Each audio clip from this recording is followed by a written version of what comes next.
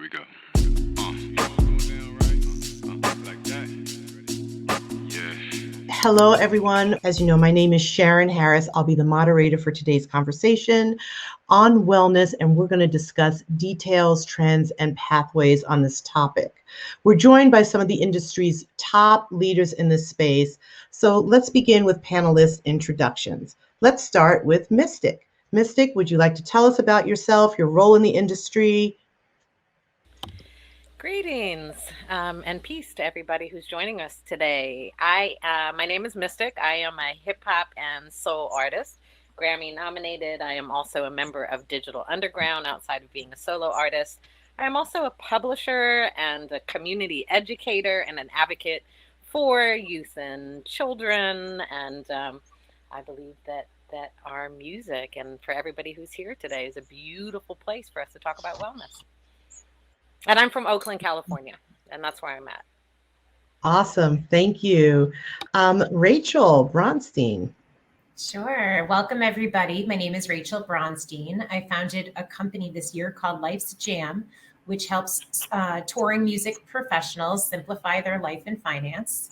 Since so much of the industry is made up of freelancers, I'm hoping to help industry folks get their back office and finances and life straight so that when they're traveling on the road, some things are a little bit easier.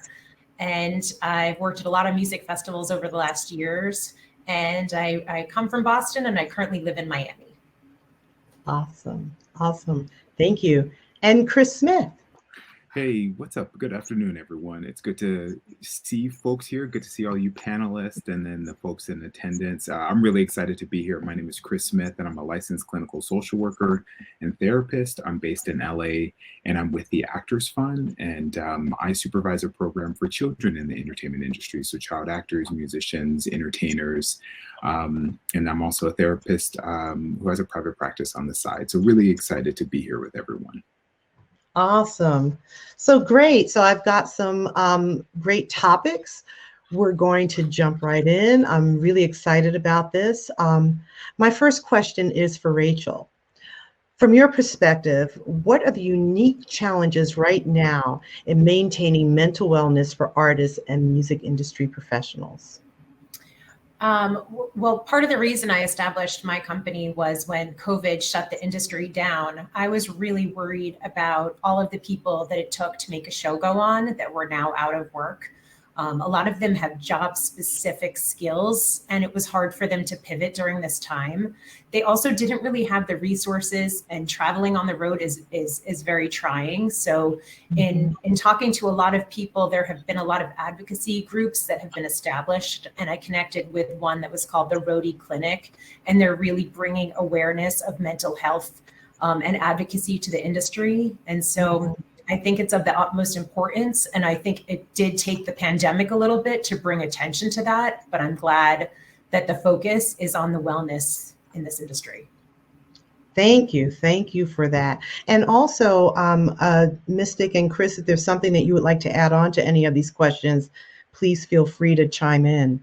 That was really interesting. I think it's a really it's such an interesting dynamic we're in, and of course so many people are affected by it. So the mental wellness of not, especially when you're not doing something that you've always wanted to do, it's really, really important to address that.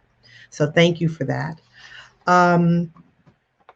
This question is for Chris. Chris, recently we're seeing artists speak more openly about personal battles with mental health issues and addiction. How can we continue to push the conversation and encourage individuals who may be struggling to reach out for help?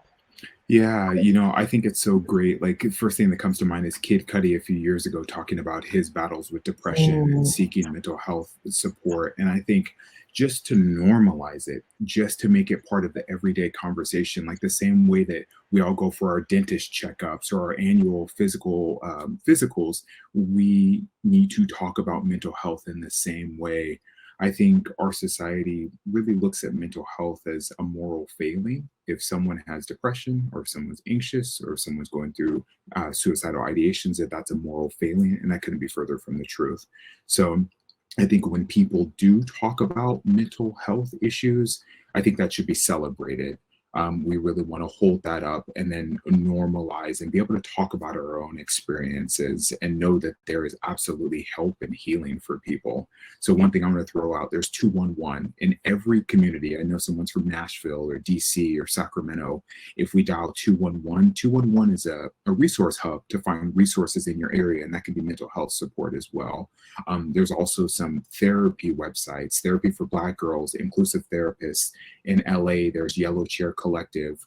There's all sorts of therapy collectives to just start. And I encourage people to reach out if you've never met with a therapist. I know it can be a scary and daunting thing, but it doesn't have to be. So to just summarize that, I feel like us normalizing people talking about mental health is the way to go with that.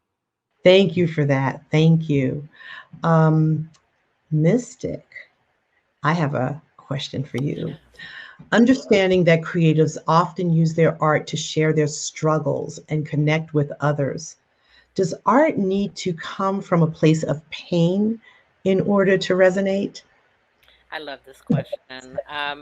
As somebody, as an artist and creative who experienced trauma growing up, I think that it is very normal to include our life experiences and our journey in the art that we create, but we do not need to suffer through what we create. Here's the thing about being an artist and a creative is that when we're talking about themes of sadness and struggle and trauma, these are very universally shared in many ways across geographical boundaries and across cultures. And so people connect because I think that there's possibilities for collective healing through music and art, and somebody is telling your story. But also, what's really amazing is that as creatives, whether it's vocals or whether it's as the people who are creating the music and playing the instruments, is that the power of the arts is that we can reimagine and begin to imagine how we would like to see ourselves in the world. And so when I say that, I'm not saying, look, like just create this world where nothing is reflective of you. But look, if you're feeling like you're kind of broken, it can be really powerful to create art that envisions yourself as whole, that envisions yourself as worthy. And so I think we can get stuck in the pain to create, but I don't think it's necessary. And I think it's also important to remember that everything that we create doesn't have to be for public consumption. And so if part of your artistic process is moving through that pain and working on your healing and moving through it, that's okay. You can do that and you can keep that for yourself. But you don't have to suffer for anybody to share your art, to create your art, or to be successful in this business. Wow. That's great. That's great. Thank you. Thank you for that. Can I jump into that, Sharon? I just love what you said, Mystic. I think like one thing that we really want to normalize that like pain and anger and sadness, those are emotions, but so are joy and happiness. And it is okay. Actually, it's healthy to embrace those parts of ourselves. So yes, we might be able to write some great sad song, but like it's also powerful to be able to talk about the beauty that exists in the world or the beauty of a relationship. So accessing all those emotions is great. Absolutely. And like, I firmly believe that joy is a form of beautiful resistance. Joy is right? Like, it's so important for the way that we move through the world and we honor ourselves, particularly if we're coming from certain communities that are more impoverished, right? Financially speaking, not culturally speaking. Or if we are people of color, Black and brown and indigenous, joy is resistance. Wow. This is really powerful, really, really powerful. I see we have so many great comments also coming through. So keep them coming, keep them coming. Wow. Okay. Now moving on. Rachel, what can the industry do to encourage wellness for both artists and industry professionals? Can you provide a little insight on that?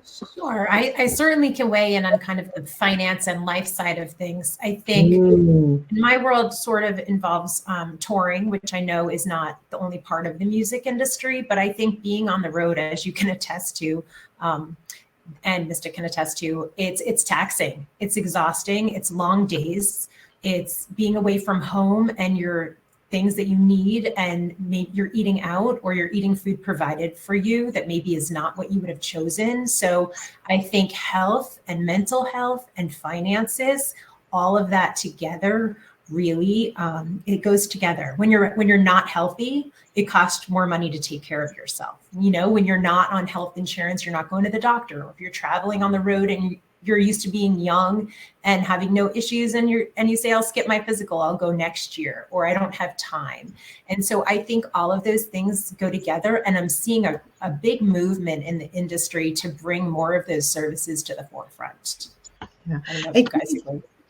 and I don't know if you can speak a little about the importance of health insurance for Mhm. creatives while we're on that subject, because I think that Right. that's coupled with what we're talking about. So it would be a lot easier if the industry was made up of employees, because employees get benefits and employees are taken care of by the employer. But 70% of the music industry is freelancers. So with such a high number, young people, when they're starting out, they're left to figure it out. So they ask a friend who asks a friend and say, oh, I got to set up my business, or what do I need to do? And so that's kind of the base of their knowledge. Not always, but I'm finding a lot of the time. Or they go right from high school into their trade, or they love music and they're a musician, and then they start working on the road crew, and 30 years later, that's their life. And they haven't really done that other stuff like saving for retirement, because you have to figure it out on your own. So I know that there's more of those services now to provide healthcare options. I know that the states offer affordable healthcare marketplaces. I'm hoping to dive into that in the next year and be able to provide some of those services and resources on my website. So stay tuned. And saving for retirement when you're young is key, because interest compounds, which means that you get paid money on top of the money you're contributing. And then when you get the interest the next time, it's on top of that money. So it keeps growing and growing and growing. And when you start when you're 25, you've saved 3 times as much as when you've started when you're 45. So I think that's a big thing. And I think sometimes also just having multiple streams of revenue too. So you don't go from being, and that's more of taking care of yourself. Because if you're on the road for 10 months and then it's nothing, a lot of people, if they were employees, they might have turned to unemployment. They don't have that other source of revenue, and then money is strapped, and stuff like health and wellness that takes a back burner. You don't want to pay the copay or whatnot. I could go on and on, so I apologize. But I just think it all goes together. And I think that hopefully we can bring some awareness to the industry. Thank you for that. And and as we're doing this, I want to make sure for everybody who's listening, who's watching us, make sure you follow us all on social media. And panelists, if we can all plug our information in the chat, so that way, if anybody wants to keep up with anything that we're doing, there's so much great information here, and so much that can be shared. And that way, if they're doing something, everybody can just be up on everything that's going on. So that's really awesome. So now I have a few more questions, and then after we take these questions, we have maybe about a few minutes, and we'll kind of dive into some Q&As. So I hope you guys have your questions ready for us, and here we go. So Mystic, I have another question for you. What do you think is the connection between wellness and creativity? Gosh, they are so interconnected, right? And if we Yeah. think about wellness as being in a holistic manner, right? So spiritually, mentally, physically, even financially, our state of wellness, which is fluid, right? We don't just stay in the same place all the time. That state of wellness informs our art. If our financial wellness is not well, we are probably creating songs about some part of the struggle and how we aspire to flourish. If we are not doing well spiritually, it may be reflected in our art that we are reaching out in whatever way we believe, whether you are Buddhist or you are Muslim or you're not affiliated with any particular religion. And if it's physical, you may be connecting it to the way that you create. And I want to tie it back to reimagining or imagining how you would move through the world if you were in a physically healthier place to be. And so they're all interconnected. I also think that and I say this as a gentle, loving reminder to all the young folks who are here with us, because I love you, is that we don't have to be bound to where we are um, in our wellness, right? In connection with our creativity. Creativity, if you are somebody who creates and is an artist vocally, your words have the ability to shift paradigms, literally change what's around you, literally and energetically. And so you can move through those spaces creatively and understand if you play an instrument, understand that words and music have vibration. They connect to parts of the body. And as we create, what we create also can impact our wellness. And so I think they're super, super interconnected. We don't have to be bound by them. But I think if we take time to check in with ourselves and be like, how am I feeling? Where am I at? Right? And we start from there as we create, that we can create some really powerful, powerful art that is interlinked with and contributes to our wellness. Love it, love it, love it. Thank you, thank you. Thank you. I have a question for Chris, but after this question for Chris, and I'm telling our panelists this now because I want you to be prepared, I have one question that I'd like us to kind of do popcorn style. And then, or actually, and another question that I'd like us to do popcorn style also. So Chris, first of all, are there unique challenges and aspects around gender or ethnicity that make it difficult for a conversation on mental health and wellness? There are. That's such a great question. I think of what I've experienced in my career working as a social worker is a lot of people say, I can't, you're supposed to keep it in the family. You're supposed to not talk about the family business. And some people feel because of their cultural background that they're bringing shame on the family, or that they can't talk about the family's business, or that they shouldn't have problems, that they should maybe just keep their head down and just persevere. And I think about the idea of like the strong Black woman, that narrative, but it's like that Black woman needs help and support too. We just can't expect that woman to be strong all the time.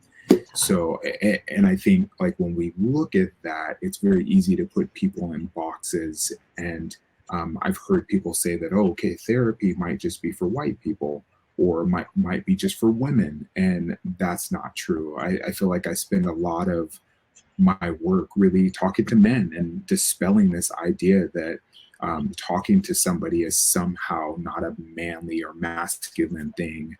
So the therapy and healing is for everybody. And I'm going to kind of extend the conversation beyond therapy. I'm a therapist. Therapist is a great tool for healing. But for me, community is so powerful. And I'm picturing folks in a drum circle, folks in a choir, folks in a softball team, just to be able to connect with other people and laugh, to really be able to share your emotions. So therapy is one way of healing, but so is community. So, I know there are some people who may feel because of their cultural background that they may not be able to access those services without maybe getting permission from another family member. And I would encourage them to find a therapist who matches their cultural or gender background, to really kind of speak to some of those things, because there's ways to find therapists of all sorts of different ilks. So I understand that concern, but please prioritize your healing and prioritize your mental health. And also, I just want to add to, I love, and I think the panelists share this view. I love speaking to young folks, and like I look at this as an opportunity. There's so many opportunities out there for people and young people, and really use us as a resource. Ask questions, like even if you're shy. I'm sure some of you are probably shy right now about asking a question, but we're together for 45 minutes. Utilize this time, ask whatever Yeah. questions you have. Absolutely. I'm so glad you said that, Chris, because I think about the different communities and how therapy was not spoken of in different communities. I know for me, growing up in a Black community, or just in my community, nobody really thought about or talked about therapy, and a lot of times it's like, just pray on it. It's like, take it to the pray Lord, on it, and it'll go away if you pray on it. And we know that it just takes a lot deeper work. But I think part of it is being able to go to these communities and almost having an advocate go in and speak to these communities and let them know that it's okay. It's okay and it's normal. Just as even as we know, when it comes to gender, there are some things like men don't cry, things like that. Men need therapy, women need therapy, mothers need help sometimes, whether they have a partner or not. Husbands need help, or just people in general. It's really great to have somebody else with the expertise who can guide you. And it's accessible, and it's okay, and it shouldn't. And we have to erase the stigma around mental health. Bottom line. Sharon, Yes. Sorry, if I could just comment, like I know that comment, like pray on it. I've heard that a lot, and that's common. But I also say, like, God sent us people to be able to connect with each other. So yes, we'll pray on it, and we will connect with people to help us walk through these issues. Yes. This is awesome. Great. So we're going to move on. And I love this upcoming question. Okay, panelists, I hope you're ready for this. What are some of the most important lessons that you have learned so far in your career related to the importance of wellness? Mystic, I'm going to start with you. Okay, I was about to say I can go. So, when I put out my first album in 2001, it's called Cuts for Luck and Scars for Freedom. And it was my place to do healing. And I didn't necessarily have lessons or guidance on what that was going to look like. And what I found as my star rose, so to speak, and I was on tour and I was all over television and being rushed from place to place, is I had to learn how to claim myself and claim my wellness. And so I cannot explain how everybody freaked out when I said, if I don't get to start to eat and there's not time for food, I'm not going to do my interviews. And everybody thought, oh my God, she's never very difficult, right? What are we going to do here? And so those were things that I learned on my own. But I think that some of the lessons that I learned, Chris, coming back to what you were talking about community and collective healing, is I gently, in the strongest way possible, encourage people not to suffer in silence. And there is power through our art and what we create when we go out and we start to share it in the world. Like, you learn that there are all these people who may have experienced the same traumas as you, grew up in the same communities as you, and that you can start to heal together. And what you feel is so like isolating to you, or as somebody who is a rape survivor, the fact that I told no one about it and didn't say anything about it until I wrote about it on that album, that to be out in communities with folks who identify as women and men and non-binary, and for them to share those stories, for us to be in collective and community to work on that wellness, that was the most massive lesson. And I learned that being vulnerable is actually one of the strongest things that you can do. And if we open up and don't just go, oh, I want to use the business to just be successful financially or just be in front of people, but that lesson of, wow, there is wellness to be found in the community and the collective.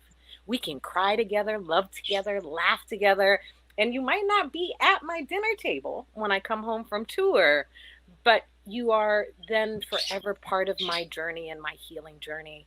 Collectively, we are bound together in that healing work. So that was a super, super important lesson for me that I had no idea that I would gain until I just put my whole life all out on the table for the public to examine. So that would be me. Wow. Thank you for that. Rachel, would you like to? Sure. I was going to say, I find that when I'm working a festival, I really don't take good care of myself. I don't eat. And, you really have to have that little toolbox or toolkit where, you put yourself first in that space, because in the business, you tend to say yes a lot because you want the opportunities and you want to do well. And I think that there has to be a balance, because if you burn out, you're not good to anybody else. So, self-care, drinking water, packing your food, whatever you need to do in that situation. But, overall, if you're trying to get music out there or you're trying to make your way in the industry and you're working really hard at it, it's okay to take a break. It's okay to say, I've done a good job, or I'm going to do one new thing today. And when I do that new thing, I'm going to put it aside for a little bit and then, just keep building on it rather than burning yourself, so that there's nothing left to give. Thanks. Thank you. Chris, would you like to add to that? Yeah, and I think coupled with Mystic and Rachel's comments, I feel like being able to identify what our needs are in a situation and where we're putting our needs in a relationship to other people. So, it's kind of like if your mom's like, hey, can you do this favor for me? Okay, I can do this. I'm going to put my mom's needs above my own. But oftentimes, daily, we're always asked to do things for others. And so just to be able to identify what is my need in this situation and to make sure that we are mindfully stepping into like, okay, I'm going to prioritize this person's needs, or this is a moment where I need to prioritize my own needs. And I feel like the word selfish gets such a bad rap. It's like, oh, if you're taking care of yourself, you're selfish. And that's not true. We need to take care of ourselves. Yeah, exactly. Everybody's head is nodding. Yeah.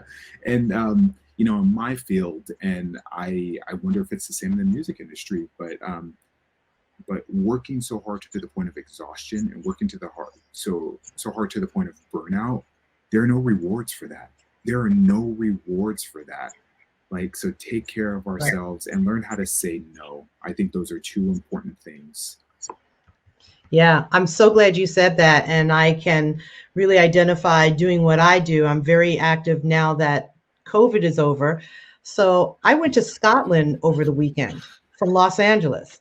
I literally boarded a flight at 11 o'clock Friday morning, took 3 flights to go to Scotland, got there at 11, had to take a COVID test before, had to take a COVID test a month once I landed, got to rest that day. Next day, production, right? I'm on tour with my group, Macy Gray and her band, do the show. It's pouring rain, had to stay up all night because at 4 a.m., I'm back on the plane to come back to the United States. So what I do in that case, that day when I come home, I do almost nothing because I just went through a major time shift. Scotland was 9 hours ahead. And then I had to come back 9 hours, which is crazy. And to do that to your body and to yourself and what it does to your mind, and you're thinking about all the things that you have going on at home, because we're people first. We have our homes. Some of us have families. Some of us still have things that we have to do, and it's being super organized.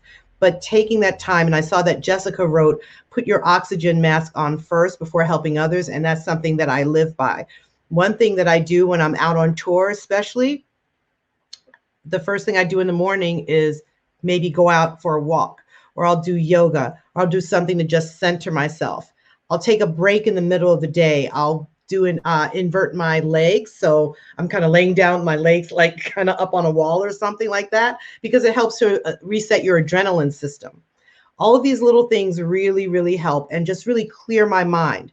And, so I can get out of, I have to think about all this stuff, because all of that's still going to be there when I come back, So, but if you can just take those breaks, maybe 20 minutes a day, it makes all the difference. So I think we have one more question. One question that I have for all. What is one piece of practical advice that you would give someone starting out that can help them avoid some of the stereotypical pitfalls of the industry? So what is one piece of advice? Rachel, love to start with you. I was like, that one, I need a minute. Okay. I'm trying to think. Well, we can come back to you. Well, I was just going to say, it's not necessarily a pitfall, Right. but I think that when you break into a tough industry, you can put yourself out there and get knocked down, and put yourself out there and get knocked down. And it takes a beating. So it is, if something's not working, you may need to pivot, or you might need to find a connection that's more authentic, that maybe you find a mentor or some other way, rather than doing the same thing over and over again, because there's different ways to navigate, and kind of just being aware of that. Okay, great. Thank you. Chris, would you like to chime in? Yeah, I would say find hobbies outside of the industry so that music is not your life 24 hours a day, and then also save your money and find people who love you. And I should have said that one, Chris. Save your money. And Mystic. Yeah. When you come in this business, in the music business, particularly before you have success, I think there's a couple different ways to look at it. Before you become successful, but after you become successful too, everybody in this business doesn't love you. This is the music business. And to whatever area of wellness we are talking about, if it's with your body, the people who are handing you all the drugs, they don't love you. If we're talking about your financial health, the people who are offering exploitive contracts, but they're telling you that they're great, they don't love you either. If we're talking about your physical wellness, the folks who will have you out 24/7, or even the people that you run with, right? Who may put you in situations where it's physically not safe. These people, they don't love you. And this business, it was not created to make sure that you are whole, or that you are healthy, or that you are loved and safe, right? There's people within it, those of us who love you and who care and who are present. But a lot of the people in it, and a lot of what the business is shaped around, they don't love you. So just remember that. And if it's not healthy, you don't have to stay. Right. You can leave. You can shift your circle. You might even be able to get out your contract in 2021. Right. Whatever it is, but absolutely, these people don't love you. Right. Or I should say, this business, this music industry, does not love you. So love yourself. Surround yourself with the people who love you. Use your support system. Engage in things that have nothing to do with the business, and just center yourself. And also don't ever feel, like, I think we can all feel shame, but it's just like, if you are ever in need of help and support, reach out. Yes, that's one of the beautiful. strongest things you can do. And people like myself and everybody on this panel will be here for you and with you. Thank you for that. And I would like to add planning. This is a business. So even though you are an artist, you are a creative, treat it as a business. If you fail to plan to fail. Have a vision, right? A vision without a plan is a hallucination. So those are two quotes that I really live by.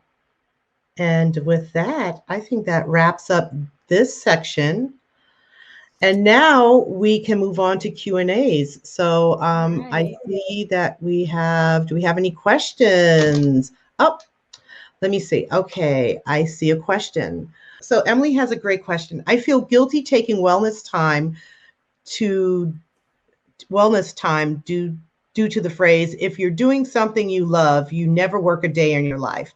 How can we help to further combat this learned trait to balance our wellness? Um, well, I think would somebody like to take that? Okay, Chris. Yeah, I can take that. Emily, that's very common, and thank you for bringing that in. I think no matter what situation we're in, we can't have one static set of emotions. We can't always feel joy. We're not always going to feel sadness. And so even things that we love, our families or our jobs, can be tiresome. We need a break from that. And over the last couple of months, I saw a meme about internalized capitalism and this sense that like we always need to be working. If you have a day off, you need to be productive, whatever that means. And I think we need to open up the conversation that productive can also include taking care of your mental health. Productive doesn't mean working on necessarily your craft. Maybe that means going for a walk for 30 minutes or sitting down and getting away from your computer now. So really just changing the narrative that we don't always have to be working. And I think maybe a concrete thing that we can do is calendar in times where we want to work. So if we have a full day, it's very easy to think like, I need to work, I need to work, I need to work. And then 8 o'clock comes in, we're 4 shows deep into Netflix, and then time has gone past, and then we feel like crap. So just schedule in, I'm going to work for 45 minutes, and then I'm going to be able to take my break so that we can actually segment that. Nice. Thank you. Would anybody else like to chime in on that? I would just kind of jump on it and say, tying back to you talking about planning as well, I am a real advocate for planning and understanding and prioritizing what it is that is on our I love to-do lists, right? And everything that's important starts at the top, and things that don't need to get done that day kind of go more towards the bottom. But the reason I am an advocate for these things is because when we can plan, we can actually also plan in self-care and how to take care of ourselves. If we have an understanding of what needs to happen for the day or happens for the week, and whether you do that on your phone or you do it on a paper or a whiteboard or, whatever works for you, is that if you plan out what you need to do and you prioritize it, then you can build in the spaces for that self-care. And it's also when you know that things, depending on what the priority is, you can also evaluate depending on how you're feeling and go, you know what, it was really a priority to do that today, but I need to take care of myself. And it's acceptable to have that done in the morning as opposed to working until 11 o'clock at night. Yeah. So awesome. I love planning and lists and self-care. Yeah. I was okay. Can I just chime in with one little quick thing on the planning and the to-do list? So a lot of people write down everything that they have to do, and it's more than you can accomplish in a day. It's sometimes more than you can accomplish in a week. So you can have that list, but what I've done is I've identified the top 3 things that I want to accomplish for the day. And then you feel that sense of accomplishment, because when you're starting out your career or you're trying to get your music heard or you want to break into the business, there's a million podcasts, a million webinars, a million things we need to learn and absorb. So just breaking it down into bite-sized manageable pieces, I feel gives us that sense of accomplishment. Right. And I'm glad that you said that, because I do a 3x3 where I take 3 things and I determine if it's going to take me 3 hours, 3 days, 3 weeks. Maybe it's going to take me 3 months, but I'll only try to chunk it down to those 3 things so I can keep it manageable. SMART goals: specific, measurable, attainable, realistic, and timely. And you don't have to feel guilty about doing something that you love and taking a break from it at all. So yeah, so there's a lot around mindset also. I see we have another question, and this question is, how do you feel about apps like BetterHelp or Talkspace? So has anybody ever used those apps, and how do you feel about them? I've never used them, but I know they're big. They're an entry point for a lot of people for therapy. And I'm all about making therapy and mental health more accessible. So if that is your entry point, BetterHelp or Talkspace, and it works for your life, and you find a clinician that you connect with, more power to you. So I just want everybody to know as well that sometimes people go through different therapists. Like, it's like finding a doctor. It's totally okay to reach out to a therapist and be like, I'm not feeling that person. Let me go find somebody else. So just know that that's an option. Yes. Awesome. Awesome. I think I have a question. I think we talked about this a little earlier when we met. When you were young, what did you want to do before you're doing what you're doing now? So, Chris, let's start with you. For me, I should be right now in Chicago playing first base for the Chicago White Sox. But too bad, life had different turns. So that's what I wanted to do when I was a kid. That's awesome. Rachel, what did you want to do? I wanted to be a news anchor. So I just shifted a little bit and figured out how to get a job at NBC to start off my career, which was not just as hard as breaking into the music industry. Wow. And Mystic. Yeah, and when we talked about it, we were talking about when we were 12. Yes, we were interested Chris in doing. And that was cool. I very much wanted to be like a creative writer and go to college on the East Coast in some small liberal arts college and just, write books. And so I still ended up a writer. I still ended up a creative. So it's all interconnected.